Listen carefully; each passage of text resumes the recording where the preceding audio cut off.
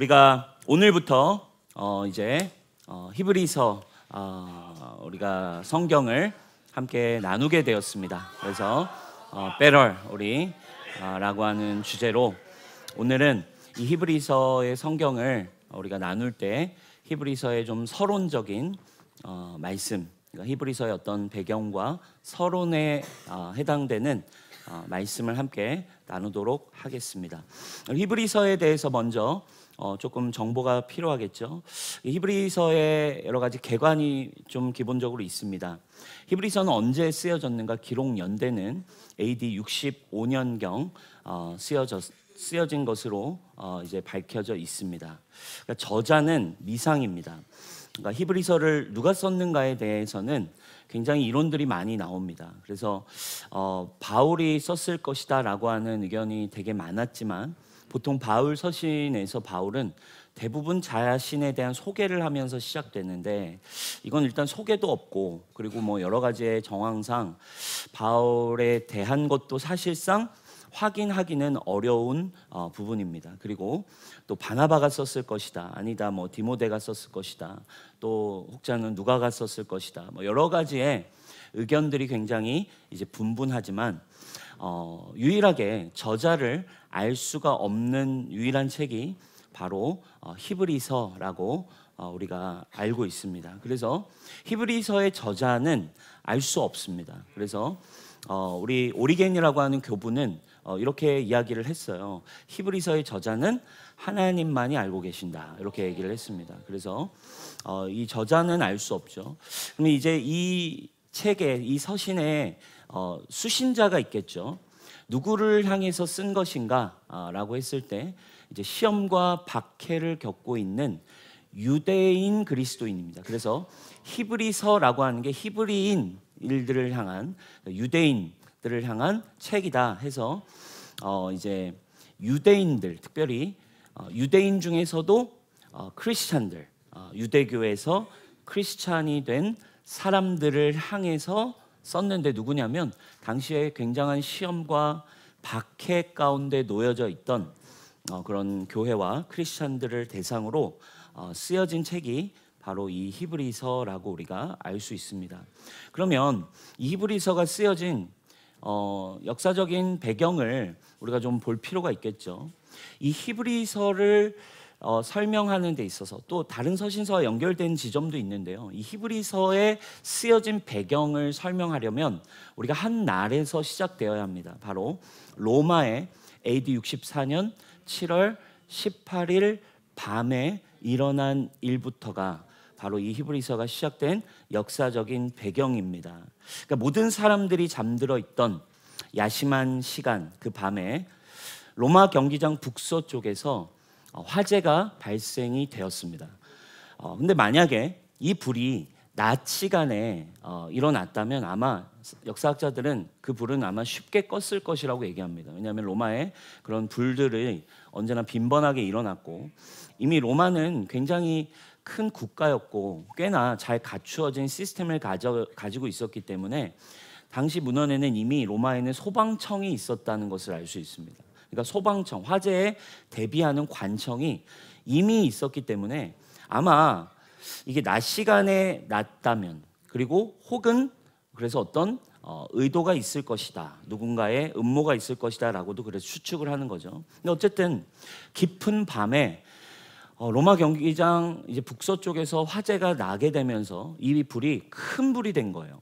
그리고 목조 건물 중심으로 이루어져 있던 로마에 이제 엄청난 화재가 이제 번져나게 되었습니다. 그러니까 화재로 인해서 이 로마가 그 밤 시간에 18일에서 19일로 넘어가는 그 밤에 뭐 얼마나 아수라장이 됐겠습니까? 목조 건물로 되어 있는 이 로마의 집들과 이 건물들이 순식간에 불이 이제 화마가 번져 붙기 시작하면서 엄청난 화재가 나기 시작했습니다. 화재로 인해서 난리가 나게 됐고 수많은 재산과 그리고 수많은 인명 피해가 입혀지게 됩니다. 이 화재가 무려 5박 6일 동안이나 계속되었다고 합니다. 여러분, 뭐 요즘 같은 시대에도 이제 뭐 우리가 산불, 뭐 얼마 전에 우리 미국 LA 같은 데서도 온 도시가 이렇게 정말 막 타는 화재를 우리가 뉴스로 봤는데, 지금도 여러분 이 자연재해, 산불이나 이 불이 나게 되면 이거 막을 수가 없는 것처럼 당시에도 거의 일주일 내내 이 로마에 불이 번졌습니다. 로마의 전체 구역을 14구역으로 당시 나눴는데, 당시에 10구역이 화재의 피해를 입게 됐습니다. 그래서 그 화재로 인해서 많은 사람들이 모든 재산과 집과 그리고 가족들까지 다 잃어버렸겠죠. 여러분 생각해 보세요. 정신없이 뛰쳐나왔는데 그 밤중에 뛰쳐나오고 막 대피하는데 우리 아내는 어디인지 모르고 또 자녀는 또 어디인지도 모르겠고 정신없이 막 나오고 나니 가족들도 잃어버렸고 어디 있는지도 모르겠고 막 불길 속에서 우리 딸의 막 아들의 목소리가 막 들리는 그런 엄청난 비극의 현장이 이 로마에 일어난 거죠. 여러분 얼마나 처참했겠습니까? 그리고 얼마나 큰 상실감에 이 로마 사람들이 굉장히 힘들고 처참한 시간을 이제 보내게 됐겠죠. 그러니까 여러분 이 화재가 로마가 쉽게 얘기하면 10구역인데, 그러니까 뭐 구로 따지자면 14개의 구 중에 10개 구가 다 화재가 났다라고 우리가 이제 얘기할 수 있는 거죠. 그러면 그들의 관심이 하나 있었습니다. 그들의 관심은 뭐겠습니까? 도대체 이 화재가 왜 난 거냐? 아니 왜 이 화재를 못 막은 거냐? 왜 이렇게까지 된 거냐? 누가 불낸 거냐? 그러니까 여러분 이런 사건이 나면요, 뭐 이제 엄청난 이제 찌라시부터 가짜 뉴스부터 소문의 소문이 사람들끼리 얼마나 많이 나오겠어요. 여러 가지 의혹이 막 이제 생긴 겁니다. 근데 당시에 14구역 중에 유일하게 불타지 않은 구역이 우리 지금 서울처럼 강북과 강남이 있었어요. 그래서 강 위쪽에 4구역만 불이 강 때문에 나지 않은 거예요. 옮겨 붙지 않았습니다. 나머지 아래에 있던 10구역은 거의 화재의 피해를 입게 됐는데, 위에 있던 조금 더 잘 사는 동네가 이제 강 위쪽에 있는 4구역인데, 그리고 특별히 거기에서 누가 또 잘 살고 있었냐면 이제 유대인 디아스포라, 유대인들이 또 엄청나게 잘 사는 사람들이 꽤 많이 있었습니다. 그래서 유대인들이 그랬을 것이다라고 하는 루머도 당시에 일어났는데요. 그 이제 황제의 아내였던 이제 왕비가 또 유대인들이 그러지 않았다라고 또 변호를 해주는 뭐 이런 사건도 있고요. 여러 가지 막 의혹들이 도대체 누가 그랬냐 소문이 일어나기 시작합니다. 그런데 여러분 이거 엄청난 사건 아니겠어요? 근데 사람들 사이에 이제 굉장히 빠르게 퍼지는 뉴스가 있었고, 합리적인 의심이 시작된 어떤 여론이 불을 붙기 시작합니다. 그건 뭐였냐면 바로 로마의 황제인 네로가 불을 붙였을 것이다, 네로가 붙인 것이다 라고 하는 이 뉴스들이 막 지금으로 따지면 뭐 유튜브와 인스타에 막 도배가 되고 막 난리가 이제 나기 시작하는 거예요. 왜냐하면 이게 합리적 의심이었어요. 왜냐하면 사람들이 공공연하게 이제 말이 돌았던 거, 네로가 이전에 했던 말들이 돌기 시작한 거예요. 야, 근데 네로가 황제가 이런 말들을 진짜 많이 했었대. 그리고 실제로 그런 이야기들이 돌고 돕니다. 어떤 말을 했냐? 네로 황제는 자기가 황제가 된 이후부터 늘 자주 했던 말이, 로마 이 도시를 한번 싹 갈아엎고 다시 건설했으면 좋겠다 라는 이야기를 늘 했다는 거예요. 왜냐하면 너무나 오래된 이 도시의 이 구조가 이제 계획 도시들을, 로마는 이제 그 이후에 강대국이 된 이후에 계획 도시들을 여기저기 많이 세웠는데, 정작 이 수도인 로마는 그런 데에 비해서 뭔가 이렇게 낙후되어 있고 구조가 마음에 안 드는 거예요. 대제국에 어울리지 않는다라는 생각 때문에 한번 싹 뒤집어 엎고 도시를 한번 새로 만들고 싶다라는 이런 마음의 표현을 네로가 평소에 자주 했었기 때문인 거예요. 그러니까 사람들이 여러분 어떻게 했어요? 합리적인 의심을 이제 막 하고 이것은 이제 확신이 되고, 여러분 어떻게 되겠습니까? 이런 카더라, 가짜뉴스 막 엄청나게 돌기 시작하면 이미 이 사건 때문에, 여러분 뭐 우리나라도 늘 그렇습니다. 여러 가지 어떤 큰 참사나 사건이 일어나면요, 이 국민들이 분노를 합니다. 막 도대체 이게 누구의 책임이냐 하면서 그 책임을 지불해야 될 막 이 책임을 그냥 쏟아 부어야만 하는 그 대가 지불의 대상을 찾기 마련이에요. 그러니까 이 로마 전체 국가와 시민들이 이 대상을 찾는데 혈안이 되어 있었어요. 그래가지고 이거 로마 황제인 네로가 그랬다라고 하는 소문이 합리적 의심에서 사람들 마음에 확신이 되니까 농기구들을 들고 와서 문헌에 보면은 그 황제의 집 앞 100m까지 와서 막 문을 뜯고 폭동이 막 일어난 거예요. 그러니까 우리나라 막 광화문 어디에 모여서 막 사람들이 막 시위하듯이 사람들이 막 들고 일어나서 로마 황제 막 나와 막 이러면서 이런 엄청난 분위기가 형성됐습니다. 그러니 여러분, 이 네로가 황제가 어떻게 해야 되겠어요? 이 정치적으로 상황적으로 위기가 오는 거예요. 그럼 이거를 빨리 바꿔야 되고, 그리고 자신의 알리바이를 증명해야 됐겠죠. 그래서 여러분, 또 역사학자 타키투스라고 하는 사람은 당시에 이제 로마 화제에 대해서 네로 황제는 로마에 없었다라고 하는 기록을 이제 타키투스는 또 합니다. 그리고 로마 화제가 일어났을 때 요 네로 황제는 오히려 화재 피해를 복구하기 위해 재정을 풀고 애를 썼다라고 이 타키투스는 또 역사학자는 기록을 해요. 그러니까 알리바이가 네로는 자기가 있었다라고 또 이렇게 분명하게 막 이렇게 이제 자신의 입장을 표명하고 뭐 이런 이야기들을 합니다. 그런데 또 이 여론이 쉽게 사그러들지를 않습니다. 왜냐하면 또 다른 역사학자들의 문헌을 보면 타키투스 같은 학자들은 이 네로의 알리바이, 네로는 그때 당시 지방에 있었다라고도 기록하지만, 또 다른 이제 역사학자들의 이야기를 보면 디오 카시우스라고 하는 역사학자는 이렇게 기록합니다. 네로가 자기 궁전을 크게 짓기 위해 방화했다. 이렇게 또 기록을 하는 거예요. 그러니까 분위기가 당시에, 그러니까 어쨌든 여론이, 분위기가, 말들이 또 이렇게 막 나오는 거예요. 그리고 또 다른 학자는 이렇게 기록해요. 수에토니우스라고 하는 사람이 쓴 기록에는 네로는 불타는 로마를 바라보며 하프를 키며 노래를 불렀다. 그러니까 네로가 약간 되게 감성적이고 이게 예술적이었잖아요. 그래서 아마 불을 지펴놓고 언덕에 올라가서 곡을 쓰고 노래를 불렀을 것이다 라고도 이제 학자들은 또 이야기하는 기록이 있다 이거예요. 그러니까 이게 여러분, 역사적으로 그러니까 확인이 아직도 안 돼 있는 겁니다. 이게 확실한 증거는 없는데요. 그러니까 우리가 알 수 있는 한 가지는 당시에 이 여론이, 사람들의 의견과 막 이 분위기가 뭐 지금처럼 막 팩트 체크 막 이런 것도 아니고 막 어마무시한 분위기가 막 이 문제에 대해서 일어났다라는 걸 우리가 이제 알 수 있는 거예요. 왜냐하면 이쪽 의견도 있고 이쪽 의견도 있고 여러 의견들이 공존하고 있습니다. 그러니까 어쨌든 중요한 건 네로가 불을 질렀다. 네로가 했냐 안 했냐. 그러니까 중심이 네로에게 있는 거예요. 그러니까 여론과 의혹이 계속 네로에게 퍼져나가니까 네로가 정치적 위기가 찾아온 겁니다.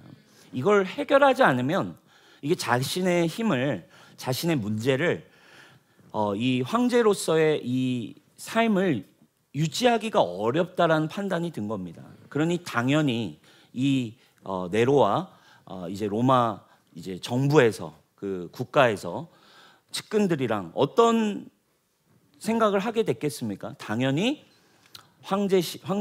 황제님, 이거 누군가 뒤집어 쓰지 않으면 안 됩니다.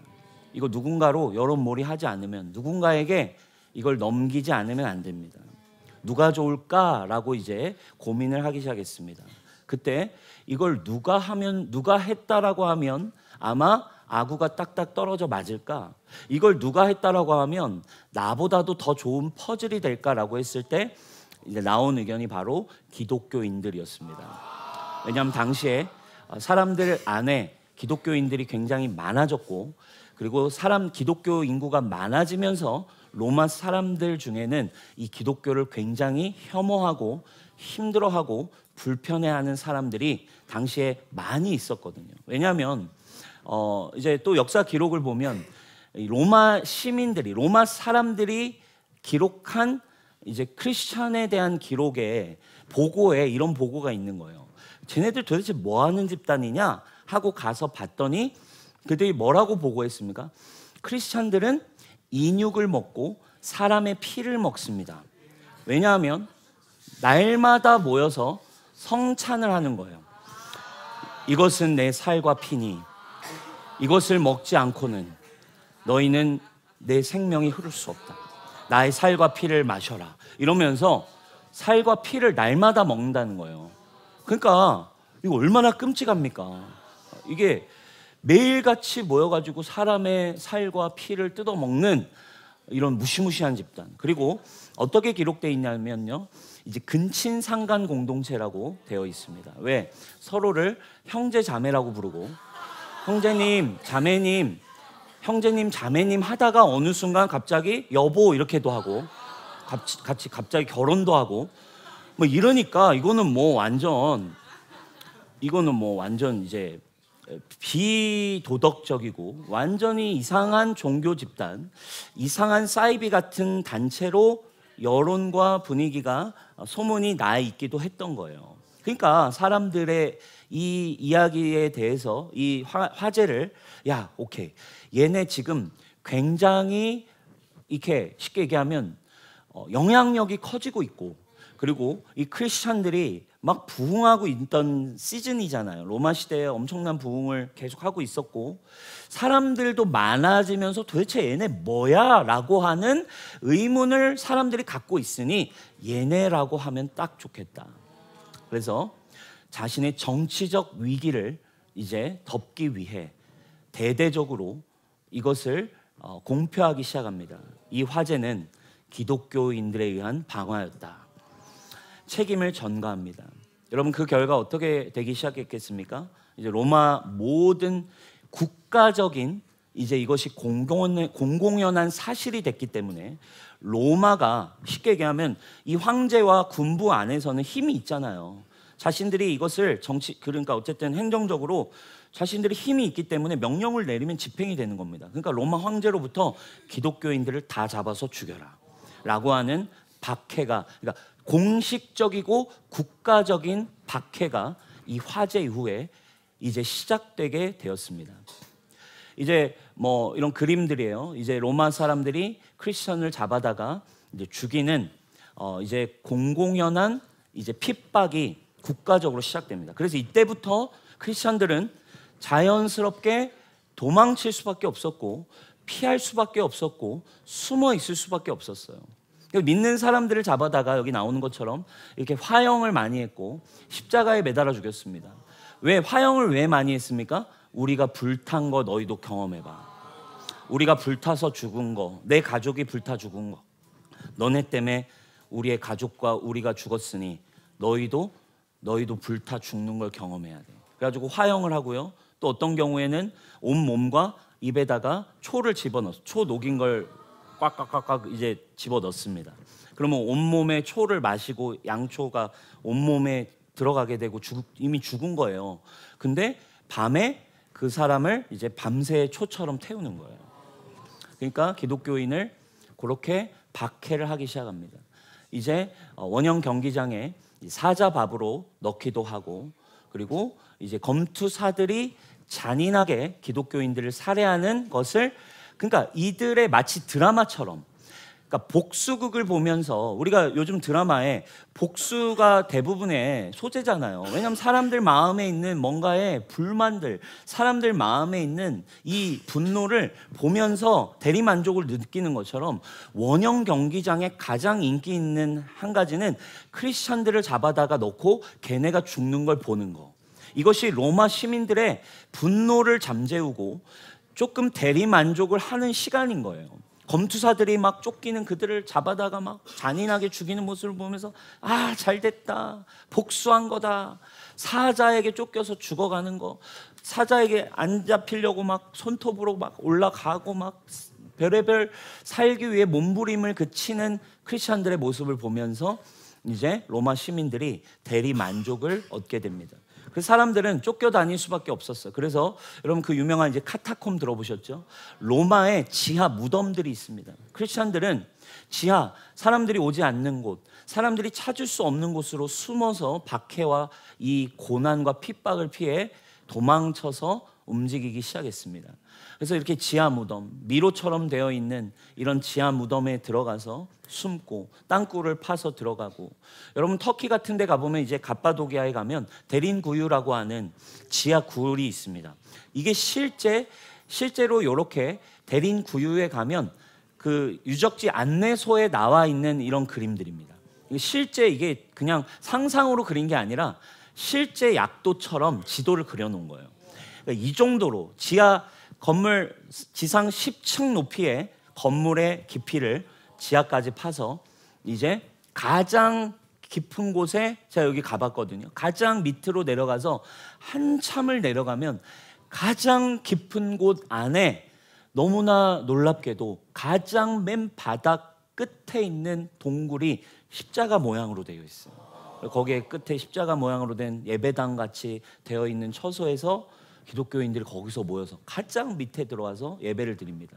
미로처럼 돼 있고, 여러분 우리가 한 번씩 얘기했던 ik투스 모양 있죠? 물고기, ik투스라고 하는 그 물고기인데, 이게 이제 크리스천들만 알아보는 이제 비밀 암호였어요.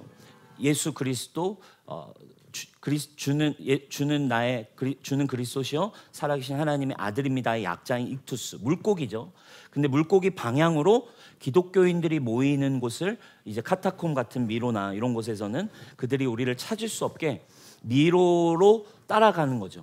근데 이들이 이제 찾다가 못 찾으니까 이제 로마 사람들이 이제 예를 들면 그냥 일반 사람들을 막 먹이고 입히고 하고, 그러니까 악랄하게 아이들을 통해 가지고 이제 이렇게 장소를, 그러니까 얘네들 어디서 모인, 자기들끼리만 모이니까 어떻게든 찾아가지고 동네에 있는 애들 다 먹여가지고 돌아가는 것을 이제 따라가고 미행해서 뭐 찾아내기도 하고, 그래서 막 엄마를 죽이고 그리고 볼모로 삼아서 아이를 죽이고 하면서 이제 다 불개해서 결국에 미로도 찾아내서 막 잡아 죽이고, 그러니까 엄청난 박해와 피해를 지금 입으면서 크리스천들이, 여러분, 별안간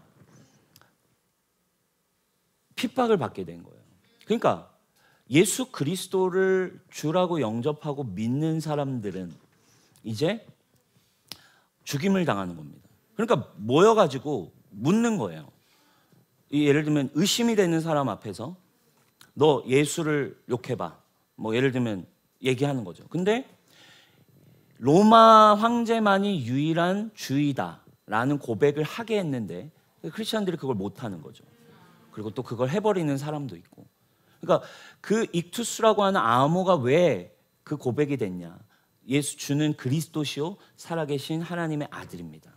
주라고 하는 고백을 그리스도께 우리는 드린다. 여러분, 우리는 주님이라는 표현이 우리에겐 너무 쉬운 고백인데, 그러니까 초대교회와 그 당시의 크리스천들의 믿음은 뭐냐면요, 예수님을 주님이라고만 부르는 말 하나에도 목숨을 걸어야 했어요. 그러니까 그거 하나로 확인해 보는 거예요. 그거 그냥 예수 그거 진짜 다 가짜입니다, 예수 그거 욕해봐, 예수 그 새끼 나쁜 놈입니다, 말 한번 해버리면 되지. 근데 그 말을 못하는 거예요. 누군가는 예수님은 나의 구주입니다 말하고 죽음을 선택하는 이런 핍박들이 크리스천들 사이에 엄청나게 일어났습니다. 그렇게 계속된 핍박들이 일어났죠. 사자굴의 경기장에 이제 이렇게 드라마처럼 이제 기쁨처럼 모여서 이들이 기도하기도 하고, 막 누군가는 너무 두렵고 어려워서 막 살겠다고 하고, 그리고 예를 들면 크리스천이었는데 예수님을 이제 욕하고 배교한 사람들이 있잖아요. 그러니까 나 크리스천이었지만 나 이제 완전히 나는 이제 아닙니다라고, 너 진짜지 이걸 확인하기 위해 어떻게 했냐면요, 이 경기장 맨 앞줄에 그들을 앉혔어요. 경기장 맨 앞줄에 그들을 앉히고 자신 같은 크리스천들이 죽어가는 모습을 보면서 환호를 못하면 죽이는 거예요. 그걸 보고 환호하지 않고 그걸 보고 야 죽여라 막 이런 반응을 함께 하지 않으면 다시 의심하고 다시 크리스천이라고 합리적으로 의심하고 고문을 시작하는 거예요. 여러분 마음이 어떻겠어요? 내가 알던, 그죠? 내가 알던 우리 예찬이 저 앞에 있는데, 예찬이 지금 사자에 쫓겨서 죽고 있는데, 예! 우! 이게 되나요, 여러분?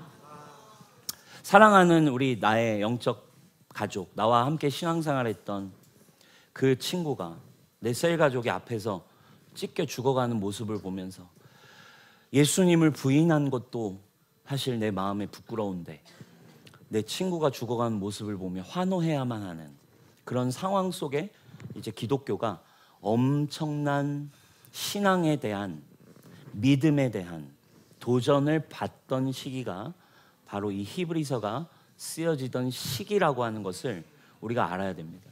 그러니까 어떤 일이 일어났겠어요? 이제 이 특별히 유대인이었다가 크리스천이었던 사람들이 핍박이 많아지니까 다시 유대교로 돌아가고자 하는 사람도 많았고, 그리고 이제 나는 예수 그리스도를 믿지 않겠다라고 결정하는 사람도 많았어요. 믿음이 흔들리는 사람이 얼마나 많았겠습니까? 예수님 끝까지 믿는 게 내 인생에 맞는 것인가? 그리고 그 당시엔 하나님이 허락하신 고난의 시기라는 것에 대한 표현들이, 그 시대에 대한 공부를 좀 해보면 이런 질문들이 있어요. 예를 들면 사자 밥이 될 때 하나님은 다니엘을 통해 사자의 입도 막으시고, 그리고 어떤 어려움을 당할 때 하나님은 기적을 통해 그들의 입도 막고 그들을 구출해 내시는 사건들이 있는데, 이 시대를 보면 그런 기록이 거의 없습니다. 아예 없다라고 보는 게 맞지만 뭐 모든 게 확인된 건 아니기 때문에. 그러나 하나님이 수만의 크리스천들이 죽어갈 때 어떤 기적이나 이런 것들이 일어나지 않아요. 하나님이 그냥 허락하신 시간이었어요. 그 시간 속에서 믿음을 지켜간다는 것이 쉽지 않죠. 그 믿음이 흔들릴 수밖에 없는 환경, 너무나 많은 유혹, 너무나 많은 어려움, 너무나 많은 고난, 심지어 예수님의 이름을 붙드는 순간 찾아오는 두려움, 찾아오는 혐오, 찾아오는 박해. 시대적으로, 상황적으로 예수 그리스도를 믿고 산다는 것이 어떤 게 정말 좋은 거야? 이거 진짜 괜찮은 거야? 라고 질문하며 믿음이 흔들리고 떠나려던 수많은 크리스천들을 향해 쓰여진 책이 그래서 히브리서입니다. 그래서 히브리서 믿음장 11장을 가면 믿음의 위대한 사람들의 표현의 마지막 부분을 이렇게 기록하는 거예요. 또 어떤 이들은 고문을 당하면서도 더 좋은 부활의 삶을 얻고자 하여 구태여 놓여지고 나를 풀어주세요, 주님을 부인하겠습니다를 선택하지 않았대요. 또 어떤 이들은 조롱을 받기도 하고 채찍으로 맞기도 하고 결박을 당하기도 하고 감옥에 갇히기까지 하면서 시련을 겪었습니다. 또 그들은 돌로 맞기도 하고 톱질을 당하기도 하고 칼에 맞아 죽기도 했습니다. 그들은 궁핍을 당했고 고난을 겪었고 학대를 받았고 양과 염소의 가죽을 입고 떠돌아다닌 인생을 살아야 했습니다. 세상은 이런 사람들을 받아들일 만한 곳이 못 되었습니다. 그래서 그들은 광야와 산과 동굴과 땅굴을 헤매고 다녔습니다. 이들을 믿음의 사람이었다라고 히브리서는 위대한 선진들의 믿음처럼 이들의 믿음을 동일선상에 두고 이야기하고 있습니다. 여러분, 이런 상황이 히브리서가 쓰여진 배경이에요. 예수 그리스도를 부인하는 배교, 유대인이었던 크리스찬들이 다시 유대교로 그냥 돌아가겠다. 왜? 유대교는 그 당시에 어쨌든 아주 오래된 종교였고, 그리고 이미 디아스포라가 활성화되어 있었고, 로마 모든 도시에 유대인들은 살고 있었기 때문에 유대교로 사는 건 큰 문제가 되지 않았어요. 그런데 크리스찬으로 사는 게 문제이기 때문에, 그래서 그들이 나 다시 유대교로 그냥 갈래, 이런 고민을 하며 떠나는 사람도 많았고 고민도 하고 있는 사람들을 설득하기 위해 쓰여진 책입니다. 그래서 시작부터 이 책은 굉장히 급한 어조로 진행이 됩니다. 자기소개나 문안 인사나 이런 걸 할 겨를이 없어요. 그냥 바로 본론으로 시작됩니다. 하나님께서는 원래 예언자나 선지자 등등 여러 방법으로 말씀했지만 마지막 때에는 오직 아들 그리스도를 통해서만 하나님은 말씀하신다. 유대교보다 훨씬 우월하고, 그리고 유대교에 찾아왔던 구약의 모든 하나님이 일하시는 방법보다 더 분명하게 일하시는 방법. 그래서 천사, 모세, 선지자, 율법, 제사, 이 구약의 모든 것보다 훨씬 우월한 게 그리스도이시고, 그 모든 것들을 통해 하나님 말씀하셨는데, 아니야, 이제는 아들을 통해서만 말씀하셔를 더 좋고 더 우월하고 훨씬 더 나은 하나님의 사랑과 믿음은 바로 예수 그리스도이시다라고 하는 것을 지금 이들에게 분명하게 선언하고 있는 책이 이제 히브리서입니다. 왜 굳이 쉽게 얘기하면 옛날 버전인 구약을 믿는 믿음으로 너 왜 돌아가려고 그래? 그건 네가 지금 이 시간을 피해. 그게 더 나은 것 같지만 그건 더 나은 삶이 아니라 너 예수 그리스도를 믿고 사는 것이 사실은 네가 가려고 하는 그 구약을 믿는 삶보다, 예수님을 배반하고 사는 삶보다 예수 그리스도를 추구하는 삶이 너에게는 더 나은 삶임을 예수 그리스도를 통해 선포하고 이야기하고 있더라는 거예요. 사랑하는 여러분, 여러분들에게는 예수님이 어떤 분이십니까? 정말로 예수님이 더 나은 자입니까? 히브리서가 굉장히 논리적으로 설득해요. 모세라고 하는 선지자, 모세라고 하는 지도자의 말을 듣지 않은 사람들을 하나님이 그 당시에 이제 고라 자손들을 땅을 가르시고 완전히 땅 아래로 수월로 보내버리는 죽음을 하나님이 주셨잖아요. 모세를 거역한 사람을 이렇게 심판하셨는데, 예수 그리스도는 모세보다도 더 나은, 더 좋은 선지자, 더 좋은 하나님의 아들이신데, 모세는 하나님의 집을 지키는 종이었지, 근데 예수 그리스도는 하나님의 집의 아들이신데, 야, 하물며 모세를 거역한 자들도 심판을 받았는데 예수 그리스도를 거역한 자들을 하나님이 결국 어떻게 하시겠느냐? 설득합니다. 예수 그리스도를 따르는 것이 더 어려운 삶이 아니라 너의 인생에 가장 좋고 better, 더 나은 인생이다 라고 선포하고 있는 거예요.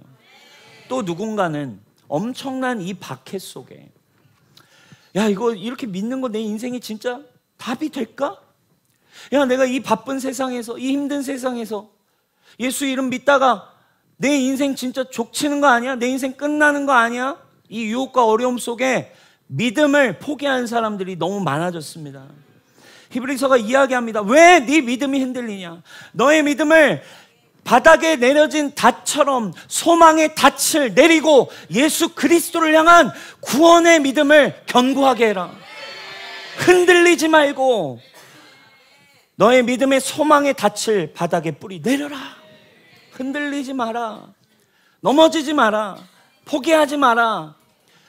그것이 더 나은 삶으로 가는 것이 아니다. 오직 믿음으로 가는 예수 그리스도를 향한 삶이 더 나은 삶이다. 믿음을 견고하게 하기 위해 쓰여진 책입니다. 너의 선택은 좋지 않은 선택이야. 예수 그리스도가 훨씬 더 better, 더 나은, 더 좋은 인생과 믿음을 우리에게 주시는 가장 좋은 선물이다. 예수 그리스도 안에 가장 좋고 가장 우월하고 가장 완벽한 자유와 구원과 생명이 있다라는 메시지를 주는 것이 지금 이 히브리서입니다. 그렇다면 이 히브리서를 시작하는 저와 여러분들을 향해 오늘 결론적으로 그럼 이 서론을 통해 히브리서를 시작하는 저와 여러분들이 어떤 믿음을 하나님께서, 성령께서 오늘 이 뉴송교회 2000년이 지나 이 책을 읽고 있는 오늘 이 뉴송교회에 그 당시 동일한 성령께서 오늘 동일한 하나님이 이 책을 읽고 있는 수신자인 한국의 홍대에 있는 뉴송교회를 향한 하나님의 음성은 무엇이겠습니까? 우리에게도 동일한 메시지를 주시겠죠. 오늘날도 그렇습니다. 그 정도는 아니지만 나름 예수 그리스도를 믿으면 어려운 시대를 살아가고 있습니다. 예수 그리스도를 믿는다는 거, 여러분 오늘날 성경을 붙든다는 거, 성경을 붙들고 산다는 거, 세상이 어마어마하게 공격을 합니다. 예수 그리스도만이 구원자야 라고 이야기하면 안 되는 핍박으로 오게 될 것입니다. 성경이 말하고 있는 죄를 죄라고 얘기하면 니네 그건 틀린 거야, 니네만 그렇게 하지 마, 니네들 죽여버릴 거야. 니네들 그렇게 하면 완전히 안 돼. 라고 하면서 예수 그리스도 그리고 성경을 따라 살려고 한다면 핍박을 받을 수밖에 없는 여러분 시대로 우리는 갈 것입니다.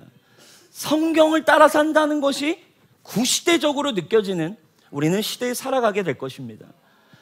점점 세상은 나 중심성을 가진 이 세상은 점점 나의 편리와 이 세상의 인간의 엄청난 편의를 위해 어마무시한 기술들이 개발되고 있습니다. AI, AGI, 수많은 놀라운 더 나은 세상을 향해 가고 있는 이 세상, 과연 예수 그리스도 말씀 따르는 것이 더 나은 것이냐라고 하는 질문과 전쟁 속에 우리가 살아가고 있을 때 여러분들은 어떤 삶을 사는 것이 여러분들의 선택입니까?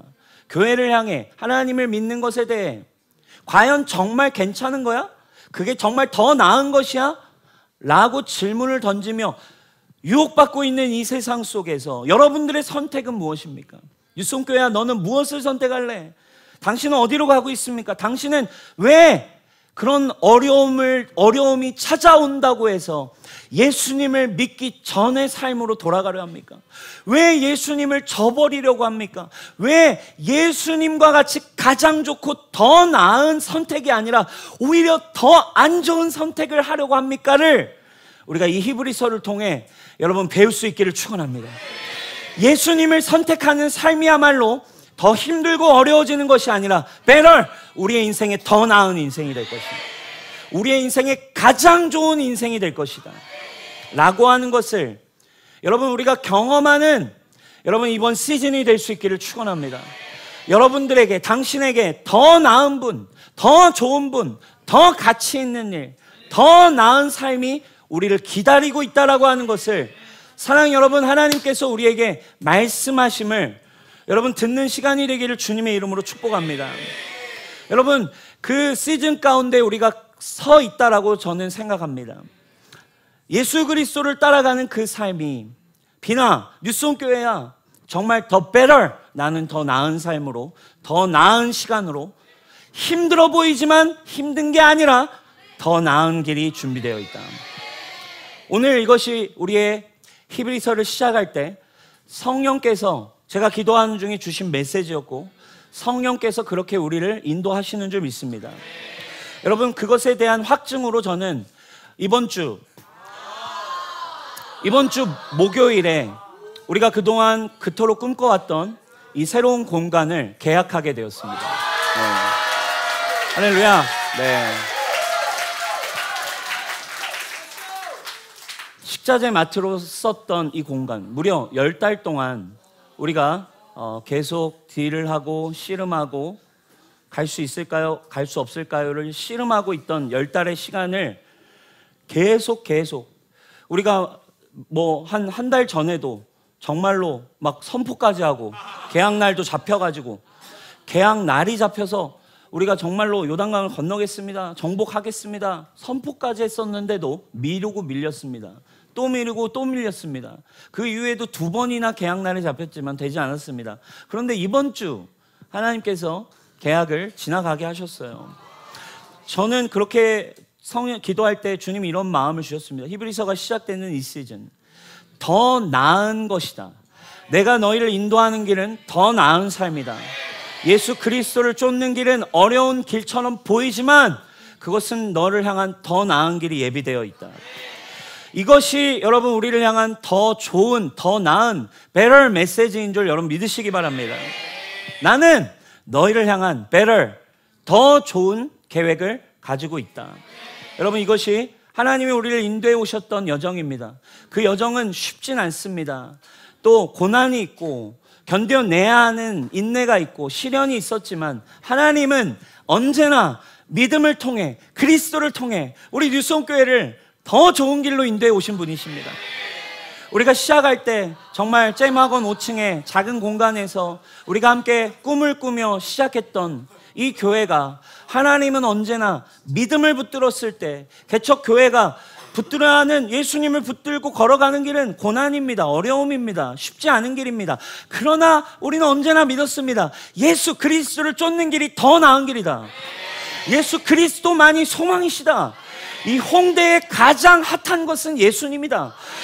가장 기쁨을 주는 것은 예수 그리스도이시다 라는 걸 붙드는 일은 꽤나 고난입니다. 개척교회가 예수 그리스도의 이름만을 선포하는 것은 보이지 않는 길입니다.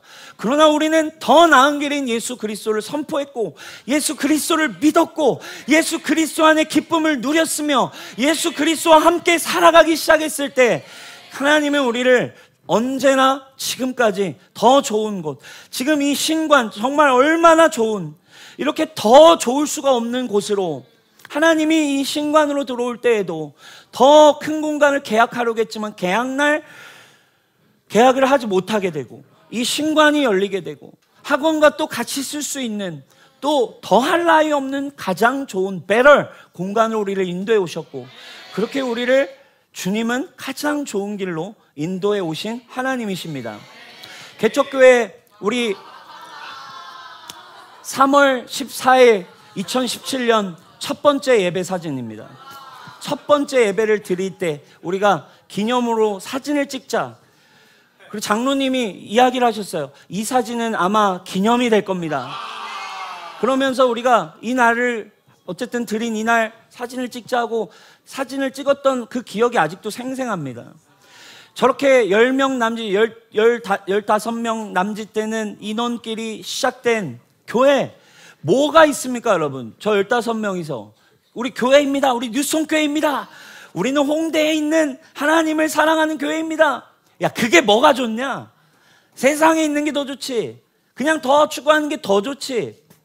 이게 뭐가 좋냐? 그렇습니다. 좋지 않습니다. 어렵습니다. 쉽지 않지만, 그러나 저때 우리는 너무너무 행복했습니다. 왜? 예수 그리스도는 언제나 더 좋은 분이시니까.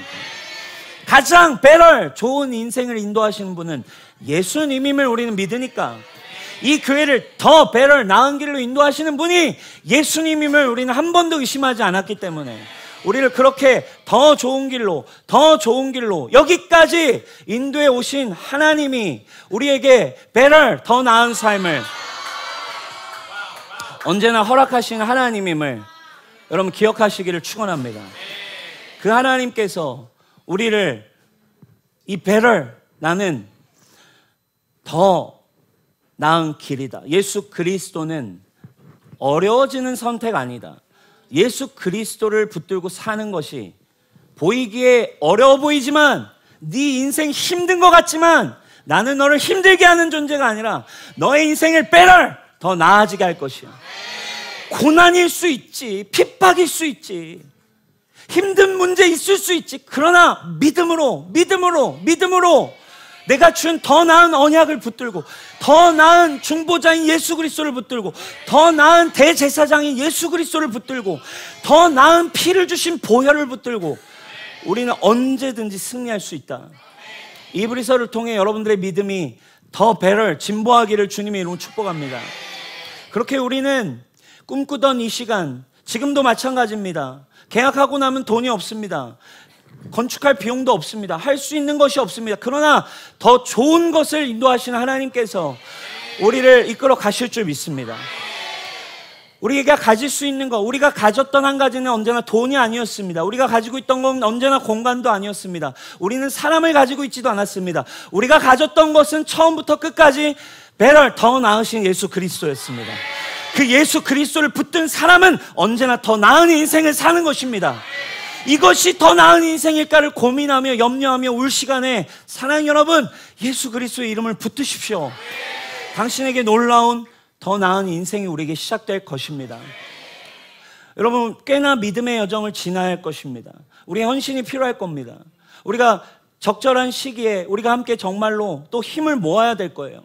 우리가 건축 헌금도 함께 작정하고, 또 함께 힘을 모으고, 또 함께 기도하고, 함께 하나 되어 어렵고 또 현실과 상황의 문제가 우리의 숨통을 조여오겠지만, 여러분, 지금 당장 잡혀서 죽을 수도 있었던 이 히브리서를 읽던 크리스천들을 생각해 보십시오. 모여서 죽어갈 수도 있는, 지금 당장 기도하다가 잘못 걸리면 바로 내가 어제 내 친구가 불에 타서 죽는 걸 보고도 예수는 그리스도시다라고 고백하는 거, 여러분 이거 얼마나 힘든 일이겠습니까?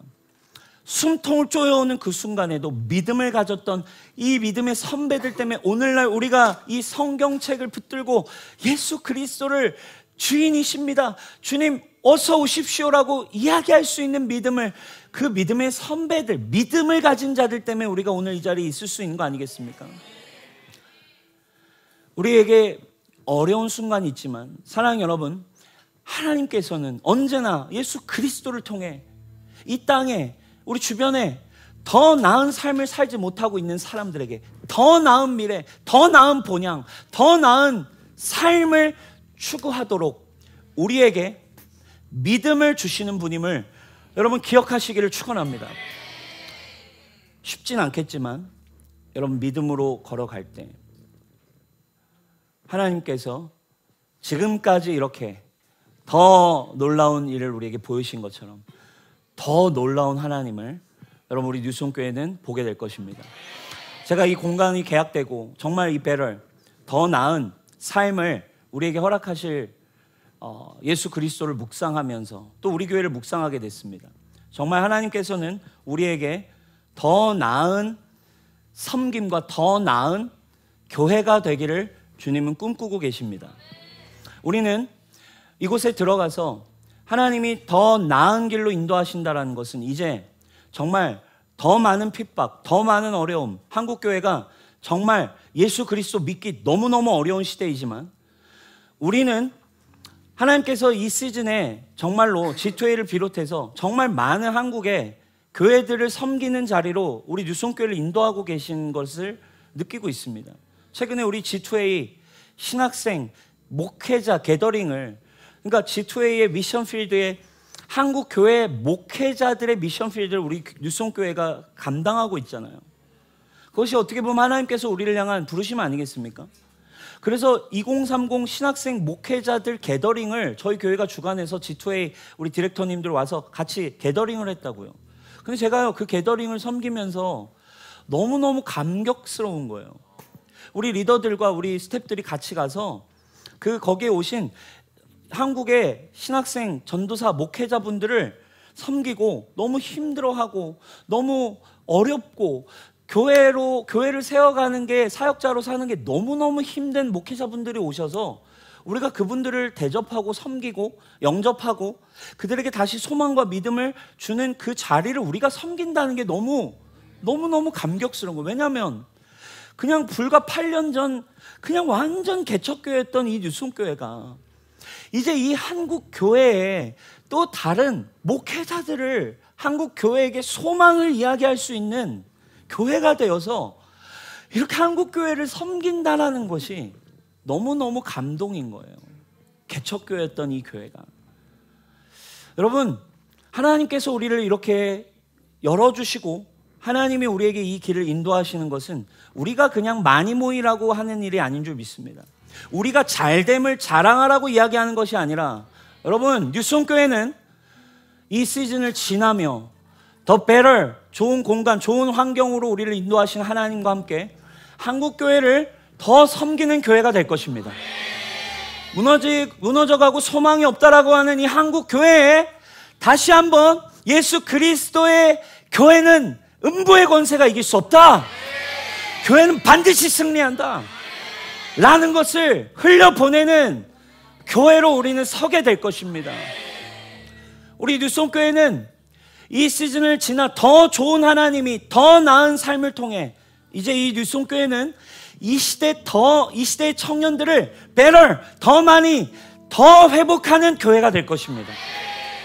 청년들이 죽어가고 있고 청년들이 숨 쉴 수 없는 이 세대, 결혼하지 않고 힘들어하고 아무것도 하려고 하지 않고 있는, 더 메말라가고 있는 청년 세대에게 예수 그리스도가 너의 인생에 better, 더 나은 인생을 주시는 분이야. Jesus is better. 그분이 너의 인생을 더 낫게 만드셔.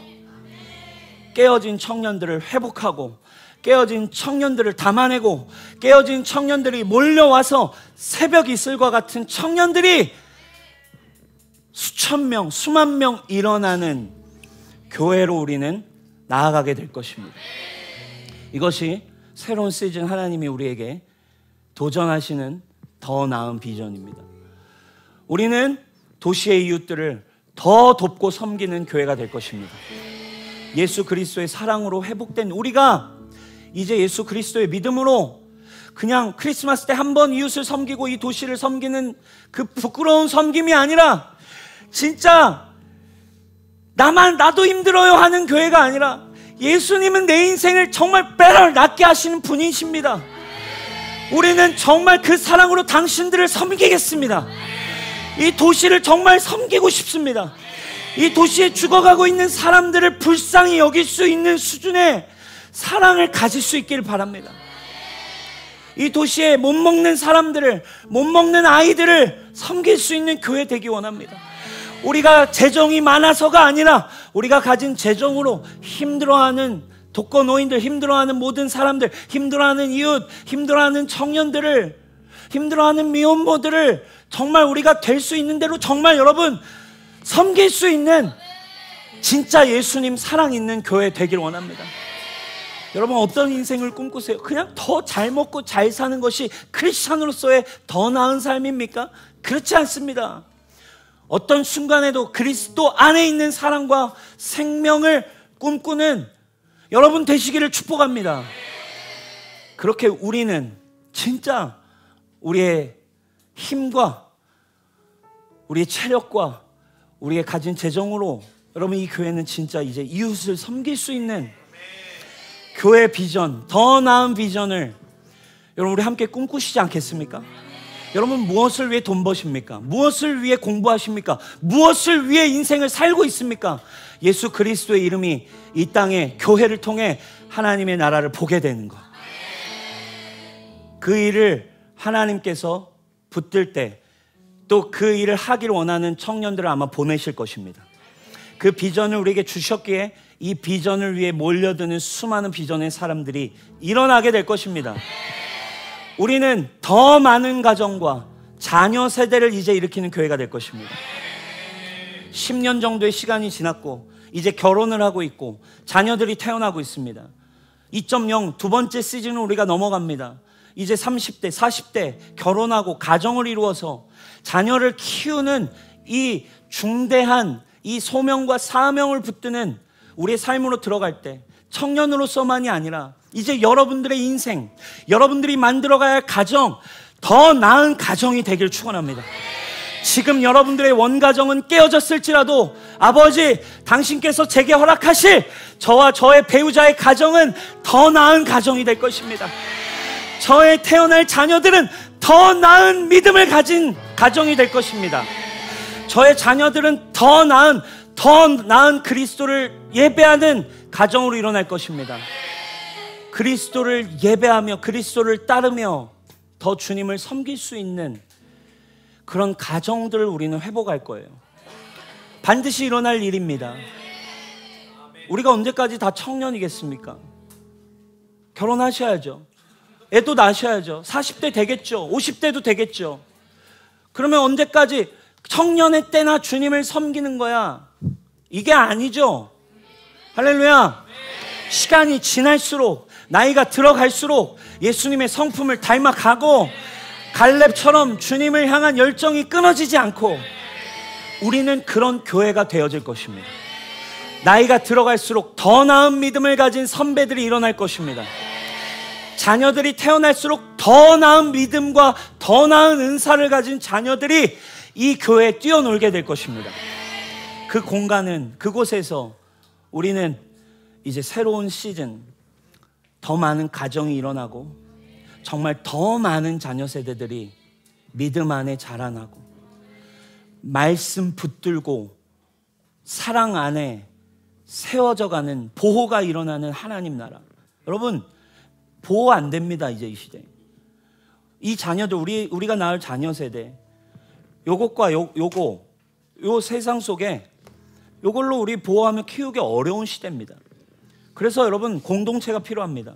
더 나은 공동체가 필요합니다. 더 나은 그리스도를 추구하는 부모가 필요합니다. 더 나은 사랑을 가진 가정이 필요한 거예요. 우리가 함께 그것을 준비했으면 좋겠습니다. 이 더 나은 비전을 우리에게 주시기 위해 하나님이 이 미션을 우리에게 주셨다라고 생각합니다. 공간을 향한 이 어려움 우리에게 찾아와 있지만 우리는 이 시간을 통해 하나님이 예비하신 더 나은 하나님의 나라를 여러분 우리는 보게 될 것입니다. 오직 여러분 믿음을 취하십시오. 그리고 오늘 이 히브리서를 시작할 때 우리가 이렇게 정말 고백했으면 좋겠습니다. 주님을 어려운 이 시간, 나의 환경 힘들고 쉽지 않은 순간 있고 내 목에 들어오는, 내 목을 위협하는 수많은 문제 있지만 지금도 나는 어떤 순간순간 공황이 내 목에 내 숨통을 탁 들어맞지만, 우울증이 내 내면과 감정을 사로잡지만, 재정 문제가 내 턱을 그냥 사로잡고 턱까지 차오르는 갑갑함이 있지만, 어려움이 있지만, 오늘 우리가 고백해야 할 한 가지, 주님, 오늘보다 내일 그리고 오늘 나는 예수님을 더 많이 사랑하기를 원합니다. 그것이 우리 뉴송교회의 고백입니다 라고 결단하는 저와 여러분 되시기를 주님의 이름으로 축복합니다. 우리 하나님께 영광의 박수 올려드립시다. 우리 자리에 일어나십시다.